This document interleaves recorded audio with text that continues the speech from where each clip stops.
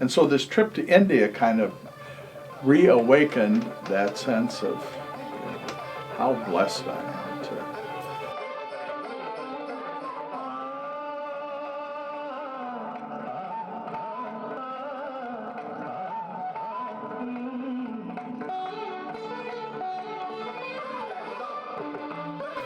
When those women went over there, they brought with them from the United States every single thing they would need to set up a household. And that means dishes, pots, pans, etc., etc., etc. And they still have some of that there in their archives, the dishes that they brought over.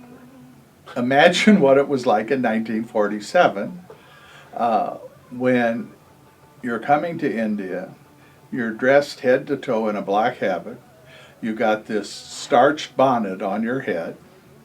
I went out to the cemetery to visit her grave, and I put my habit on, and I bet I didn't have my habit on 10 or 15 minutes, and it was miserable. It was hotter than hell.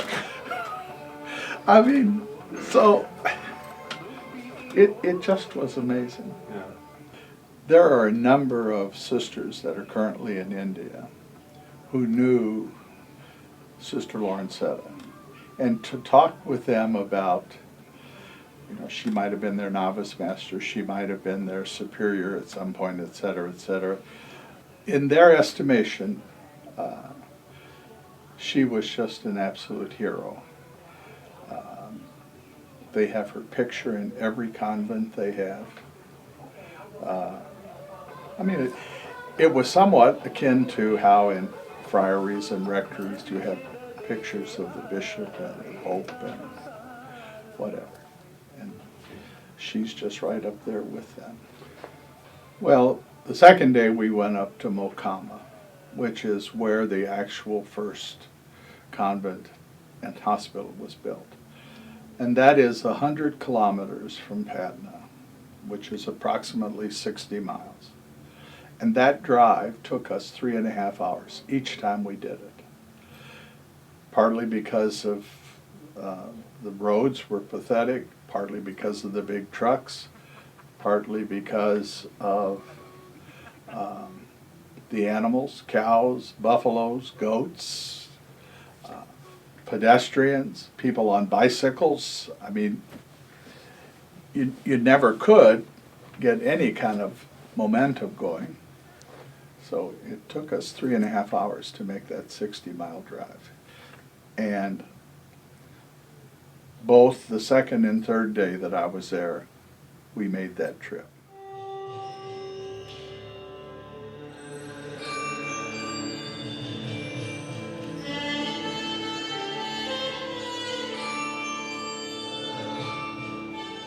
The visit to the AIDS Center for me was a very, very positive experience.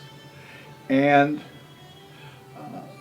the visit to the major seminary, to see that number of young men aspiring to priesthood primarily.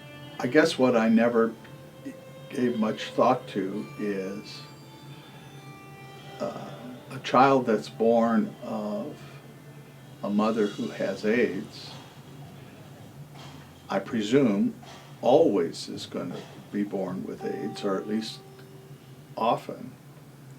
And, you know, what would it be like, number one, to know that you're going to have to be on this regimen the rest of your life? There's no option. You never grow out of that. And I guess my impression also is that many of those don't live long lives either. And so to see the priest or the friar that was in charge of that, number one, a victim of a stroke, and yet his whole soul and heart were clearly invested in those children. I mean, that's just, most of us, if we'd had a stroke, we'd probably be going someplace so that somebody could take care of us. And here he is, working like a yeoman. I think those are the things that really touched me. You can't see that and then come back to the life I live without just being overwhelmed by the blessings and the opportunities and the life that is mine to live. There are no challenges in my life in comparison to what those individuals deal with day after day after day.